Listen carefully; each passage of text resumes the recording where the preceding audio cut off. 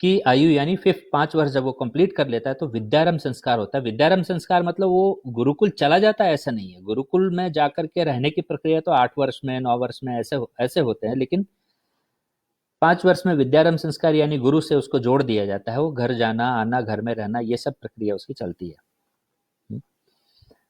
तो 5 वर्ष क्यों चूज किया गया, ये प्रश्न है। आज के प्री स्कूल के कॉन्टेक्स्ट और चाइल्ड साइकोलॉजी को समझने के लिए मैं ये संस्कार वाले टॉपिक को लाया हूं, और विद्यारंभ संस्कार को हम पर्टिकुलरली फोकस करेंगे। अब आप देखिए कि 5 क्यों, 3 क्यों नहीं, 2.5 क्यों नहीं। हम 2.5 वर्ष में प्ले ग्रुप में भेज देते हैं, 3 वर्ष में नर्सरी में भेज देते हैं बच्चों को पढ़ने के लिए।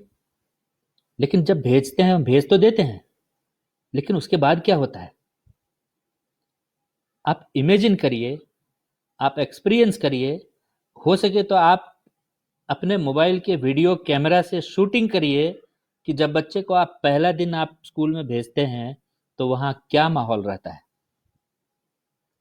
आपको बहुत दुख होगा उस वीडियो को देखकर कि बच्चे कितने इमोशनली ब्रेकडाउन होते हैं, वो कितना रोते हैं, वो छोड़ना नहीं चाहते आपको किसी भी तरीके से। तो आप उसको एक्सपीरियंस करते हुए भी आप भेज रहे बच्चों को। इन बातों को हमारे ऋषि हमारे पूर्वज समझते थे, इसीलिए उन्होंने 5 वर्ष की आयु चूज की। यानी जब बच्चा फर्स्ट स्टैंडर्ड के एज में हो जाता है जाने में, तो वो दुनिया को एक तरीके से देख चुका होता है और वो इमोशनल ब्रेकडाउन नहीं होता है उसका। थोड़ा इनसिक्योर फील भी करे तो भी अपनी मां से, अपने परिवार से उसकी इमोशनल ब्रेकडाउन नहीं होती है। इसलिए 5 वर्ष की आयु को विद्यारंभ संस्कार के रूप में चूज किया गया था। इसका मतलब यह नहीं कि उसकी शिक्षा नहीं होती थी या विद्या उसको दिया नहीं जाता था, मगर वो होम एजुकेशन था। और होम एजुकेशन हमारे देश में किस प्रकार होता था, इसके ऊपर मैं इस सेशन के अंत में एक कविता के रूप में सुनाऊंगा। तो आप इस संदर्भ को अब समझ गए। अब मैं टॉपिक को अब वापस लाना चाहूंगा राइम्स में। हम एक पॉइंट को समझ चुके हैं कि बच्चे की इमोशनल ब्रेकडाउन या इमोशनल स्ट्रेंथ या इमोशनल डेवलपमेंट होने का ये सबसे उचित समय है। 5 वर्ष तक जो है उसकी भावनात्मक निर्माण बहुत गहराई से होती है, और ये भावनाएं जो है वो उसके जीवन पर्यंत के संस्कार बनते हैं।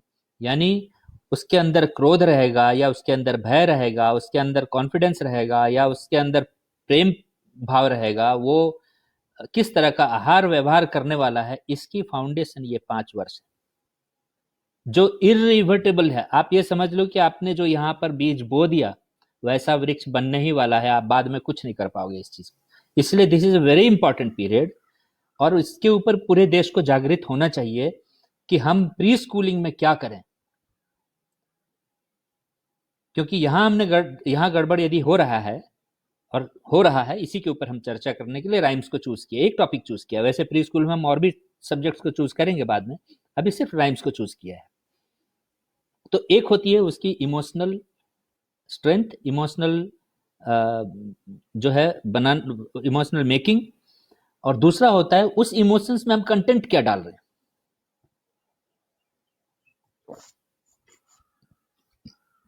उस इमोशंस में हम कंटेंट क्या डाल रहे हैं।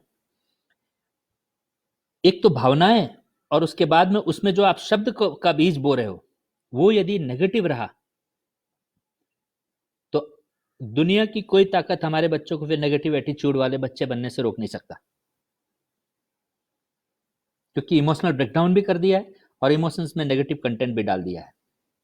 अब ये हो रहा है या नहीं हो रहा है, इसको हम आज के राइम के स्ट्रक्चर से समझेंगे।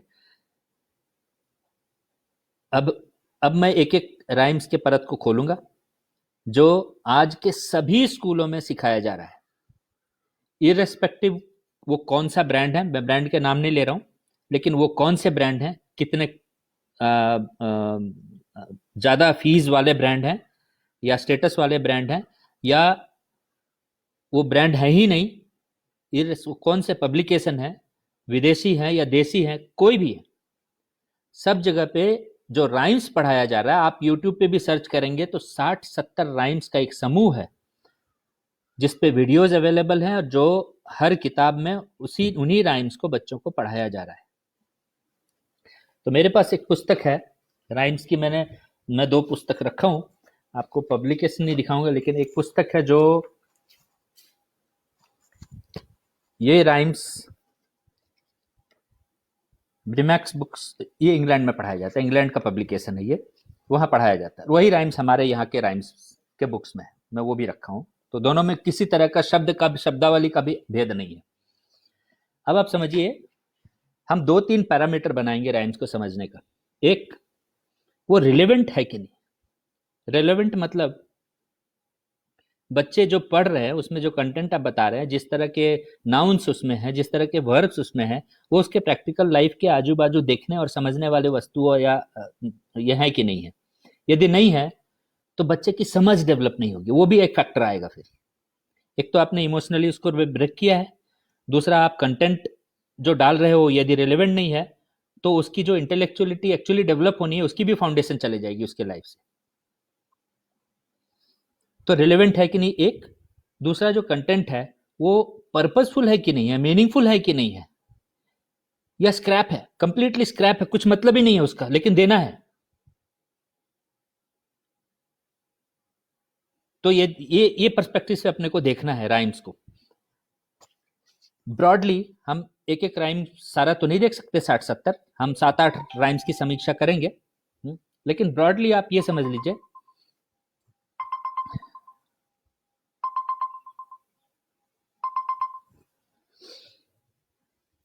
कि मोस्ट ऑफ द राइम्स की जो टोन है वो बहुत नेगेटिव है। नेगेटिव हम किसको बोलते हैं? ये आधा गिलास खाली, एकदम बहुत कॉमन एग्जांपल जो आपको हमेशा बताया जाता है, ये आधा गिलास में पानी भर दो, दो आदमी को पूछो, दो व्यक्ति को, तो एक बोलेगा आधा गिलास खाली है, एक बोलेगा आधा भरा हुआ है। तो आप बोलोगे जो भरा हुआ बोलता है वो पॉजिटिव एटीट्यूड है, जो खाली है बोलता है नेगेटिव एटीट्यूड है। एक जो जीवन को गिरने और गिरने की प्रक्रिया में देखता है वो नेगेटिव एटीट्यूड है, और उसी समस्याओं को जो जीवन को उठने की प्रक्रिया में देखता है वो पॉजिटिव एटीट्यूड है, ये आप बोलोगे। तो बच्चे का देखने का जो तरीका है, दर्शन का जो तरीका है, उसकी जो संस्कार और सीडिंग है वो यहाँ राइम्स से होती है। जहां राइम्स में हम उसको पढ़ाते हैं, Jack and Jill went up the hill to fetch a pail of water, Jack fell down and broke his crown and Jill came tumbling down. अब इसको हम उन पैरामीटर्स पे हम राइम्स को देखते हैं। जैक और जिल, कितने बच्चों के मित्रों के नाम जैक और जिल है जो हम यहाँ पढ़ा रहे हैं? एक भी नहीं, तो नाउन इररिलेवेंट हो गया, बच्चे कनेक्ट ही नहीं कर पाएंगे। दूसरा, पानी लेने के लिए आप पर्वत पे चढ़ते हो क्या भारत में? यदि नहीं चढ़ते हो तो मीनिंगलेस हो गया। तीसरा, चढ़ा तो चढ़ा, एक गिरता हुआ नीचे आया, उसके बाद दूसरा भी उसके पीछे गिरता हुआ आया, तो गिरने की प्रक्रिया हो गई। ये कहानी यहां समाप्त नहीं होती है जैक एंड जिल पे। दुनिया का सबसे फेमस राइम जो है वो हम्टी डम्टी, उसकी जिंदगी भी वही होती है। अब हम्टी डम्टी है क्या? ये मोस्ट ऑफ द जो हमारे प्री स्कूल टीचर्स हैं और जो राइम्स पढ़ा रहे हैं हमारे देश में, उनको ये नहीं पता है कि हम्टी डम्टी क्या है, किसका नाम है। Humpty Dumpty sat on a wall, Humpty Dumpty had a great fall, गिर जाता है। जैक एंड जिल भी गिर गया, हम्टी डम्टी अभी फिर गिर गया, दूसरे राइम्स में आए तो वो गिर गया। मगर ये हम्टी डम्टी क्या है? ये अंडा है, एग है, एग का नाम है हम्टी डम्टी। और अंडा दीवार पे चढ़ता है, वहां से गिर जाता है, और उसके बाद क्या होता है? उसको जोड़ने के लिए बहुत सारे राजा और बहुत सारे घोड़े आते हैं, और फिर वो कभी जुड़ नहीं पाता है। यानी घोड़े यदि अंडा जोड़ने के लिए आएंगे तो अंडे कितने कण में टूटेंगे उसका तो हिसाब नहीं रहेगा। कोई सेंस आ रहा है? एक तो हम्टी डम्टी नाम इरेलीवेंट, अब वो अंडा दीवार चढ़ा और गिर के टूट गया, मीनिंगलेस, पर्पजलेस, और उसको घोड़े जोड़ रहे हैं, ये तो एकदम कंप्लीटली सेंसलेस। लेकिन आप क्या कर रहे हैं? आप पढ़ा रहे हैं, बच्चों को पढ़ा रहे हैं, बच्चों को याद करा रहे हैं, London bridge is falling down, याद करा रहे हैं आप। एक राइम आता है, ring a ring a roses, pocket full of posies, और क्या होता है उसमें? वी ऑल फॉल डाउन, हम सब गिर जाते हैं। तो आपके जितने राइम्स के जो टोन है, इसीलिए मैंने शुरू में कहा कि जितने राइम्स के टोन है वो क्या है, वो गिरने की प्रक्रिया है। अब मैं आपको एक और राइम में ले चलूंगा। ऐसे बहुत सारे राइम्स हैं, बट एक एक हम देखते जाते हैं। एक है Wee Willie Winkie. Wee Willie Winkie runs through the town, upstairs and downstairs in his nightgown. रात के कपड़े पहना है और शहर में दौड़ रहा है। कौन? Wee Willie Winkie. अब ये नाम तो बच्चे को कितना रेलिवेंट लगे वो आप समझ सकते हैं, लेकिन रात को नाइट गाउन पहन के जो है वो शहर में दौड़ रहा है। Rapping at the window, trying through the lock. हर एक के खिड़की पे खटखटा रहा है और दरवाजे के आगे रो रो के आवाज लगा रहा है। क्यों? Are the children all in bed for now it's 8 o'clock। मतलब बच्चे सो गए क्या? 8 बज गया है अभी रात को। अब क्या मत औचित्य है इस राइम का? आप अपने बच्चों को 8 बजे रात को शहर में इस तरह के दौड़ने के लिए छोड़ते हो? कोई मीनिंग नहीं है, लेकिन हम पढ़ा रहे हैं, बच्चों को याद करा रहे हैं। और एक राइम आता है, sing a song of sixpence. Sing a song of sixpence, a pocket full of rye, 4 and 20 black birds baked in a pie. अब देखो पहले ही 4 लाइन में कितना नेगेटिव टोनिंग होती है कि कुछ खाद्य पदार्थ है, उसमें 24 काले रंग के पक्षी, हो सकता है कौवा हो सकता है कोयल हो, वो डिफाइन नहीं किया है, लेकिन काले रंग के पक्षी जो है 24 पक्षी उसमें चले जाते हैं और सबको बेक कर दिया जाता है। आगे राइम जो भी टोन ले, लेकिन आपने टोन क्या सेट किया कि खाने के साथ छोटे पक्षियों को आपने बेक कर दिया। और आगे देखिए, दूसरे राइम को देखते हैं, रॉका बाय बेबी। ये भी बहुत फेमस राइम है, हर स्कूल में पढ़ाया जाता है। Rock a bye baby, rock a bye baby on the tree top. ये हमारे बच्चों को हम तो पालने में, झुलाने में विश्वास रखते हैं, खरीद खरीद के लाते हैं पालने। पूरे बाल गोपाल की कहानी पालों में सिमटी हुई है। When the wind blows, the cradle will rock। लेकिन जब हवा चलेगी तो जो झूला है उसमें आवाज होगी। और when the bow breaks, the cradle will fall। और जब टहनी टूटेगी तो झूला गिर जाएगा। Down will come baby, cradle and all। उसके साथ बच्चा भी नीचे गिर जाएगा। फिर गिरने की आगे प्रक्रिया, छोटे बच्चे को भी नहीं छोड़ा, जो झूले में झूल रहा है वो भी गिरने ही वाला है। यानी बच्चे की मानसिकता में, मीनिंग में ये जा रहा है कि सब कुछ गिरने ही वाला है, उठने वाला तो है नहीं कुछ। अब उसके आगे देखो, और एक लूसी लॉकेट करके राइम है। Lucy Locket lost her pocket, Kitty Fisher found it. यानी लूसी लॉकेट, अब ये नाम फिर अगेन यहाँ पर रिलेवेंस तो नाम का तो आएगा नहीं। एनीवे, किटी फिशर जो है उस जो एक पर्स गिर जाता है लूसी लॉकेट का, तो किटी फिशर उसको पा लेती है। तो क्या करती है? आप क्या उम्मीद करेंगे, बच्चों को क्या सिखाएंगे भारत में? कि वो पर्स जिसका गिरा उसको आप वापस दे दो। लेकिन ये राइम किधर जाता है? Not a penny was there in it, only ribbon round it. यानी उसके अंदर जो जिसने पर्स उठाया उसने खोज करके देखा, उसमें तो पैसे थे ही नहीं। ये आपके इंग्लिश राइम के टोन है। एक और राइम आता है, the old woman who lived in a shoe. एक बूढ़ी औरत जो जूते में रहती थी। देखो हमारे देश के संस्कार, जहां दादा दादी या नाना नानी या वृद्ध व्यक्ति को हम किस रूप में देखते हैं, और ये राइम्स हमारे बच्चे के संस्कारों में किस रूप में डालते हैं, इस राइम से बहुत क्लियर होता है। There was an old woman who lived in a shoe. एक वृद्ध नारी थी जो जूते में रहती थी। She had so many children, she didn't know what to do. उसके बहुत सारे बच्चे थे उसके पास में, उसको पता नहीं क्या करना उनके साथ। हमारे दादा दादी को तो पता रहता है हमारे साथ क्या करना है। वो 16 संस्कार के जो ट्रेडिशनल नॉलेज जो माता पिता में देते हैं वो दादा दादी के थ्रू ही आते हैं। इसलिए उनको ये कहानी अब क्या है तो उसे पता नहीं है कि क्या करना है बच्चों के साथ। She gave them some broth without any bread. अब उसको खाने को भी नहीं देती है ठीक से, वो कुछ सूप वगैरह ऐसे पिला देती है और ब्रेड भी नहीं देती है खाने के लिए। And she whipped them all soundly and put them to bed। और सबकी अच्छे से धुनाई पिटाई करके सबको जो है बिस्तर में डाल देती है, सारे बच्चों को। अब हमें ये चीज बताओ, हमारे देश के कौन से दादा दादी हमारे बच्चों के साथ ये काम करते हैं?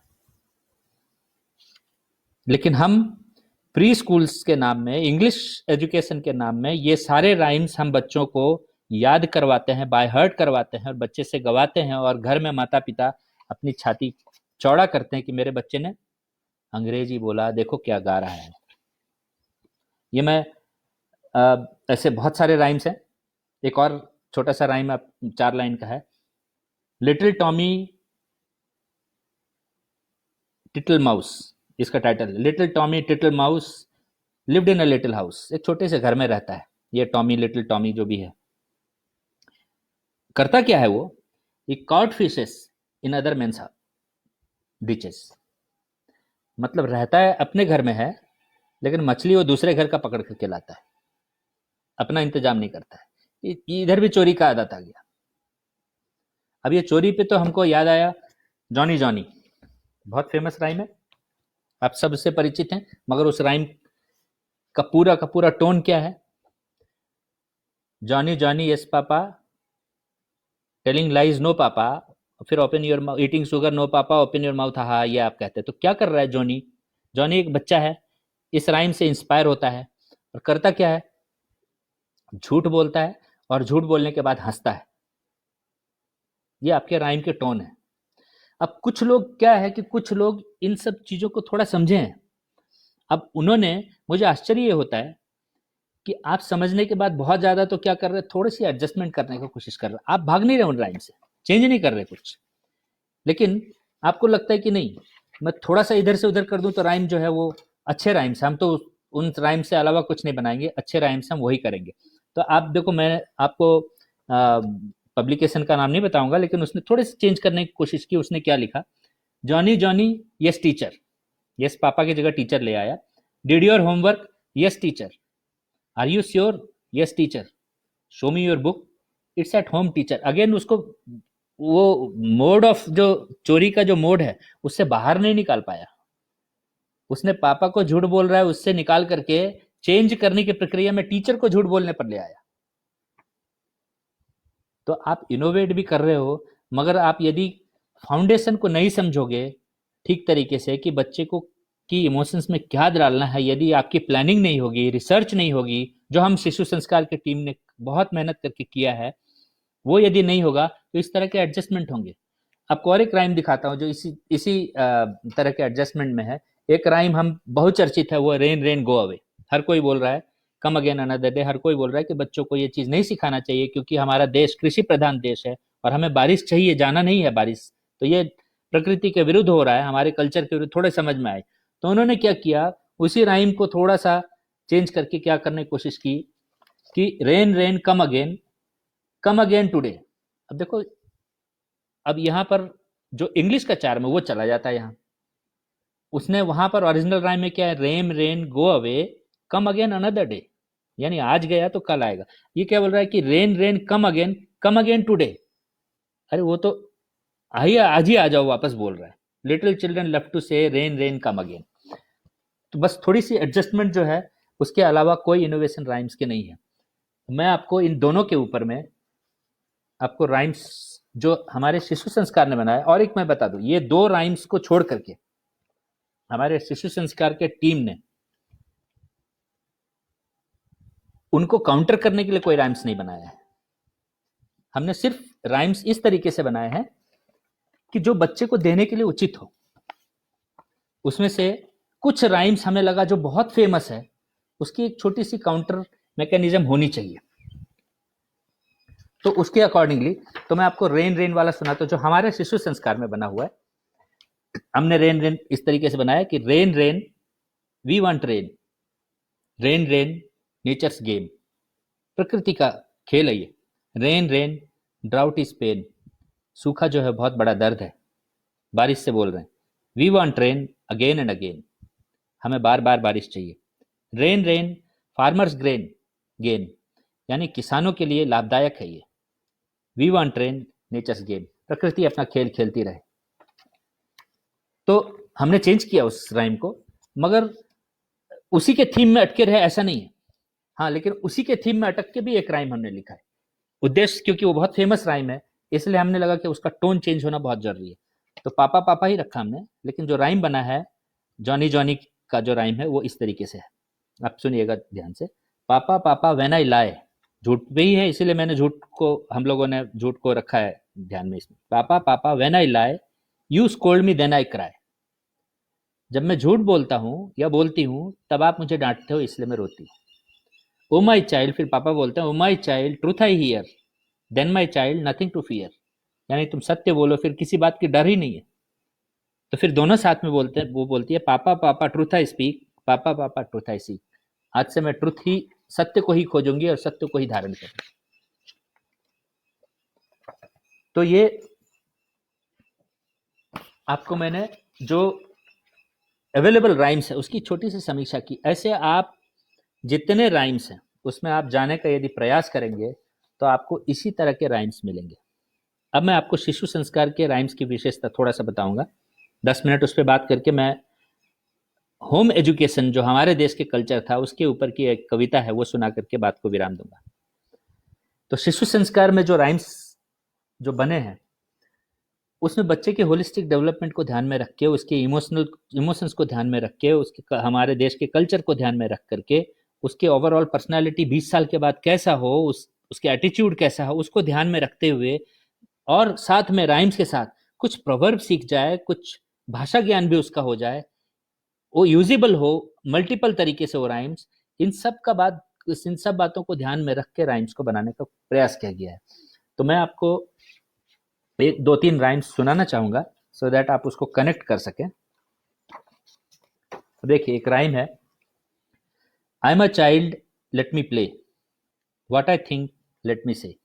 मैं एक बच्चा हूं, मुझे खेलने दो, जो सोचता हूं वो कहने दो। मतलब उतनी स्वतंत्रता, उतनी फ्रीडम, उतनी फियरलेसनेस, उतना प्यार, उतना वो वातावरण में होना चाहिए कि वो अपनी बातों को कह सके बच्चा। तो क्या उसको कहना क्या है, ये राइम्स से वो सीखने को क्या मिलता है। Lazy life keep away, rest tomorrow work today. आलस्य छोड़ो जीवन में, कल जो काल करे सो आज कर, आज करे सो अब। जो कहावत है प्रोवर्ब वो इसमें हमने छुपा लिया। Rest tomorrow work today, problems come but don't stay. Positive attitude भी डाला कि समस्याएं आएंगी पर ठहरेंगी नहीं। I have a will, I have a way, where there is a will there is a way. तो प्रोवर्ब भी सीखा। और यहाँ पर छोटे सब सेंटेंस, छोटे, आई एम अ चाइल्ड छोटे सेंटेंस है, लेट मी प्ले छोटे सेंटेंस है, what I think let me से छोटे छोटे सेंटेंस हैं। बच्चे भाषा भी सीख रहे हैं, उनके अंदर विवेक की बातें भी जा रही हैं, उसे जीवन पर्यंत याद रहेगा, टोन भी बहुत पॉजिटिव है और प्रोवर्ब भी सीख रहे हैं। ऐसे राइम्स की रचना है। और जहां तक विजडम की बात है तो कुछ राइम्स में काफी विजडम भी है। मैं आपको एक और राइम सुनाना चाहूंगा, उसके बाद मैं कविता पे चला जाऊंगा। ये राइम्स मुझे बहुत प्रिय है। नहीं, मैं आपको 2 राइम सुनाना चाहूंगा। हाँ, अगेन उसमें आपको प्रोवर्ब भी मिलेगा। इसमें एक आजकल टीवी में बहुत चलता है छोटा छोटा भीम का कार्यक्रम, तो उन 2 कैरेक्टर, उसके कैरेक्टर्स को लेकर के हमने एक राइम बनाया। जैसे Raju is short Bhim is tall. और इसमें हमारे जो मित्र और सहपाठी है, इसको हम लोग जब राइम पढ़ते हैं तो हमें बहुत मतलब खुशी भी आती है, चेहरे की हंसी हम रोक नहीं पाते। Raju is short Bhim is tall, together they play kabaddi football. देखो मॉडर्न गेम भी ले लिया, पुराना गेम भी ले लिया। Bhim will help when Raju will fall. Raju छोटा है तो बड़ा उसको हेल्प करेगा। Raju will come when Bhim will call. जब बड़ा बुलाएगा तो छोटा उसकी आज्ञा का पालन करेगा। Their love and unity is message to all, united we stand, divided we fall. Proverb आ गई। उनके फेवरेट कैरेक्टर्स हैं, रेलेवेंट है, उसके वो टीवी में देख रहा है, उसके दोस्तों के नाम राजू हैं, रेलेवेंट है और हमारे देश के सांस्कृतिक चीज़ों से तालमेल रखता हुआ राइम्स है। इंग्लिश भी सीख रहा है। सब चीज़ जो है इसमें समावेश करके इन राइम्स को बनाया गया। मैं सारे राइम्स एक्सपोज नहीं कर सकता हूँ क्योंकि ये हमारे प्री स्कूल करिकुलम का पार्ट है, लेकिन आपको मैंने जस्ट एक और छोटा सा राइम सुना देता हूँ और उसके बाद में क्योंकि हिंदी में भी हमने कुछ कविताएं बनाए हैं और कुछ हिंदी में तो पहले जो है हिंदी मराठी में वो अच्छे हैं। हमारा ये करिकुलम हिंदी, मराठी और इंग्लिश तीनों में है।